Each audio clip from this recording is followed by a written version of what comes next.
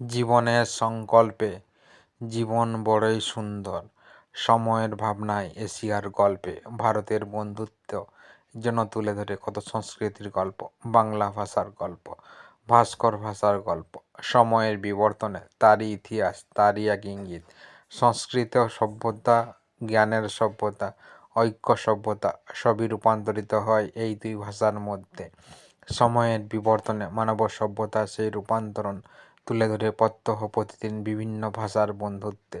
সংস্কৃতিগত শব্দ, শিক্ষাগত শব্দ, ঐক্যগত শব্দ মিলেমিশে এক হয়ে রয় নতুন দিগন্তে, নতুন ভাবনায়, নতুন চাহিদায়। সভ্যতার গল্পে দিয়ে যাও সংস্কৃতির ভাবনা, ঐক্যের ভাবনা, পরিবর্তনের ভাবনা। মানব সভ্যতা একদিন জাগরিত হইবে এই পৃথিবীর কোলে, এশিয়ান সভ্যতার হাত ধরে। সময়ের গল্পে, ভাবনার গল্পে মানবতার গল্প যেন তুলে ধরে তার দারুণ রূপ। সভ্যতার গল্পে সাহিত্যগত শিক্ষা, ভাবনা এবং পরিবর্তন তারই এক চাহিদা মাত্র।